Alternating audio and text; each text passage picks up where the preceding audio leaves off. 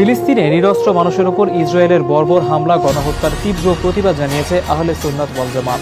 মসজিদে আকসার জন্য যদি বিশ্ব নেতৃবৃন্দ উদ্যোগ নেয়, আমরা আহলে সুন্নাত ওয়াল জামাত রক্ত দিতে প্রস্তুত আছি। ছেলেদেরকে বর্ডার খুলে দিন, আমরা যেতে প্রস্তুত, যেতে প্রস্তুত, যেতে প্রস্তুত। আমার ফিলিস্তিনি ভাই, তোমরা জেনে নাও, তোমরা একা নয়। অকাতরে কান্না করবে, তাদের রক্ত ঝরবে, আর আমরা ঈদের আনন্দ করব, এটা কখনো মেনে নেওয়া যায় না। আমি বলতে চাই, I would like to say all of the powerful Muslim states, listen carefully. You are thinking, you are wondering what we can do from Bangladesh. We are very small and little, but you know about the force of Ibrahim alayhis salam. তোমরা জানো ইব্রাহিম আলাইহিস সালামের উপরে নমরুদ যখন আগুন জ্বালিয়ে দিয়েছিল, একটা ব্যাংক প্রস্তাব করে দিয়েছিল। কথা বলেন ঠিক কিনা? আজ বাংলাদেশ থেকে আমরা সবাই we are facing to missile of Israel. আমরা ইসরায়েলের মিসাইলে বাংলাদেশ থেকে প্রস্তাব করে দিচ্ছি। কথা বলেন আমরা প্রস্তাব করে দিচ্ছি। আমরা আজকে অনুরোধ করছি, কাতিউ আল মুনতাজাতিল ইসরায়েলিয়া, ইসরায়েলি প্রোডাক্ট বয়কট করুন। আমরা বাঙালিদেরকে বর্ডার খুলে দিন, আমরা যেতে প্রস্তুত, যেতে প্রস্তুত, যেতে প্রস্তুত। আমার ভাইদের পক্ষে নাসরুম মিনাল্লাহি ওয়া ফাতহুন করিম, লা তাহজান ওয়া লা তাখাফ, লা তাহজান, ইন্নাল্লাহা মা'ানা, ইন্নাল্লাহা মা'ানা। আজ আমার ফিলিস্তিনের মুসলমান ভাই বোনগুলো আক্রান্ত। আমরা ফিলিস্তিনি ভাই বোনদেরকে জানিয়ে দিতে চাই, তোমরা যখন আক্রান্ত, তোমাদের দুঃখে আমরা দুঃখিত। ওহে আমার ফিলিস্তিনি ভাই, তোমরা জেনে নাও, তোমরা একা নয়। বাংলার জমিন অনেক দূরে হতে পারে, কিন্তু আমরা তোমাদের রক্তের সাথে রক্তে মিলিয়ে জানিয়ে দিতে চাই, বাংলার মুসলমান তোমাদের সাথে সব সময় আছে, থাকবে। আহলে সুন্নাত ওয়াল জামাতের পক্ষ থেকে বাংলাদেশ প্রশাসনকে আমরা দাবি জানাই, আমার ফিলিস্তিনি নিরীহ ভাই বোনদের সহযোগিতা দরকার। তাই বাংলাদেশ সরকারকে ফিলিস্তিনি ভাইদেরকে সহযোগিতা করার জন্য আপনারা উদ্যোগ নেন। আহলে সুন্নাত ওয়াল জামাত বাংলাদেশ ফিলিস্তিনি ভাইদেরকে সহযোগিতা করার জন্য পাশে দাঁড়াবে। মসজিদে আকসা এটা আমাদের, এটা অন্য কারো নয়। আজকে এখানে দাঁড়িয়েছি আমার সম্পদ আমরা বুঝিয়ে নেওয়ার জন্য। মসজিদে আকসার জন্য যদি বিশ্ব নেতৃবৃন্দ উদ্যোগ নেয়, আমরা আহলে সুন্নাত ওয়াল জামাত রক্ত দিতে প্রস্তুত আছি। মসজিদে আকসা মুসলমানের সম্পদ।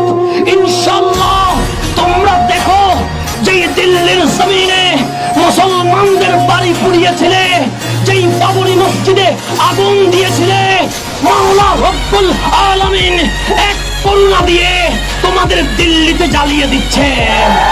ইসরায়েল, তোমরা অপেক্ষা করো, মাওলা তোমাদের জ্বালানোর ব্যবস্থা করে দেবে। আজকে সৌদি আরব সহ বিশ্বের সমস্ত বড় বড় ক্ষমতাধর মুসলিম কান্ট্রিকে I would like to request all of the powerful Muslim country of the world, দৃষ্টি আকর্ষণ করছি, please please stand by Palestine নাও।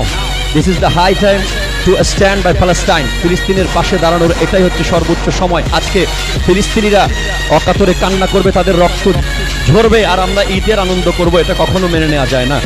আমাদের এটা কখনো মেনে নেওয়া যায় না। রাসূল পাক সাল্লাল্লাহু আলাইহি ওয়াসাল্লাম বলেছেন যে সমস্ত মুসলমানরা কালবুনিয়ান, একটা ইটের, একটা পাথরের ইমারতের মতো। একটা ইট যেভাবে আরেকটা ইটকে ধরে রেখে একটা ইমারতকে দাঁড় করিয়ে রাখে, পুরো বিশ্বের সমস্ত মুসলমানরা একসাথে একে অপরকে ধরে রেখে আমরা এখন আর ভেদাভেদ করার সুযোগ নেই, সময় নেই, আমাদেরকে এক কাতারে আসতে হবে।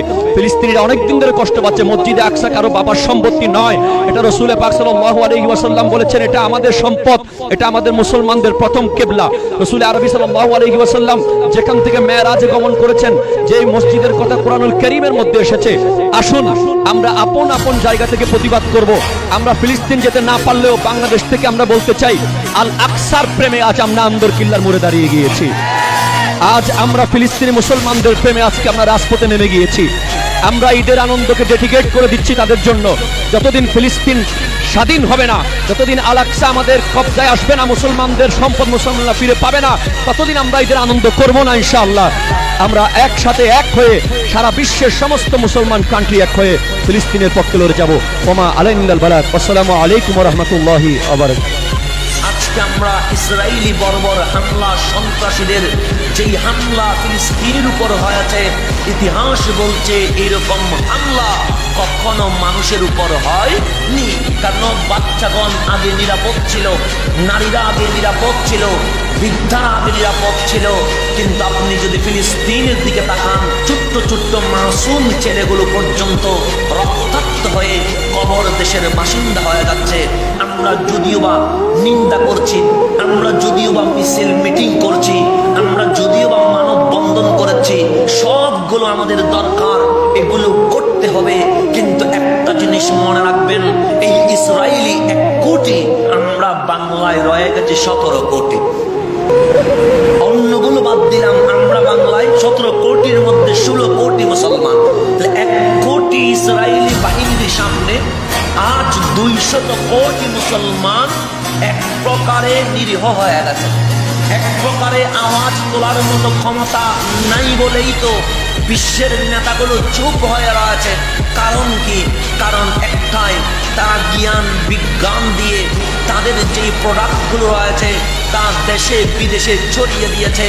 আজকে যদি বলেন ফিলিস্তিনে যে হামলা, এটার পিছনে আমিও দায়ী আছি। কেমন করে দায়ী আছি? ইসরায়েলি পণ্যগুলো না হলে আমাদের ঘরের বিয়ে হয় না, ইসরায়েলি পণ্যগুলো না থাকলে আমাদের ঘরের অনুষ্ঠান হয় না, ইসরায়েলি পণ্যগুলো না হলে আমাদের বাজার চলে না। এই পণ্যগুলো কেনার পরে যেই লাভ্যাংশ আমরা ইসরায়েলকে দিয়েছি, সেই লাভ্যাংশের টাকা দিয়ে অস্ত্র কিনে সেই অস্ত্র আজকে ফিলিস্তিনের উপর চলছে। আপনি যেইভাবে ইসরায়েলকে দায়ী করছেন, আমি মনে করি একইভাবে আমি হাসান আজহারিও দায়ী, আপনি মুসল্লিও দায়ী। কারণ এই ইসরায়েলি প্রোডাক্ট যদি বাংলার জমিনে আমি আপনি না কিনতাম, তারা বাংলার জমিনে এই প্রোডাক্টগুলো কখনো দেওয়ার চিন্তাও করতো না। তাহলে আজ ইসরায়েলি হামলার প্রতিবাদে বাস্তবমূলক আন্দোলন এটাই নিতে হবে, বাংলার জমিনে ইসরায়েলি পণ্যগুলো স্থায়ীভাবে বয়কট ঘোষণা করতে হবে। যদি আপনি অর্থনৈতিকভাবে বন্ধ করে দিতে পারেন, আজকে না হয় কালকে ইসরায়েল আমাদের পায়ের সামনে এসে স্যালেন্ডার করতে বাধ্য হয়ে যাবে। অর্থনীতি যদি ভেঙে দিতে পারেন, কোন রাষ্ট্র উঠতে পারে না। অর্থনীতি যদি ধ্বংস করে দিতে পারেন, কোন রাষ্ট্র বিজয় নিতে পারে না। পরাজয়ের গ্লানি নিতেই হবে। তাহলে বাংলার জমিন থেকে সর্বপ্রথম আপনাকে ইসরায়েলি পণ্য বন্ধ করে দিলেই দেখবেন তারা অটোমেটিক, যদি 57টি রাষ্ট্র রয়েছে, ইসলামী হুকুমত না থাকলেও ইসলামী রাষ্ট্রপ্রধান রয়েছে, আমাদের 57টি রাষ্ট্র যদি এক হয়ে বলে আমরা ইসরায়েলের পণ্য নিব না, ইসরায়েলের সাথে সম্পর্ক রাখবো না, তাহলে দেখবেন আজকেই সমাধান হয়ে যাবে।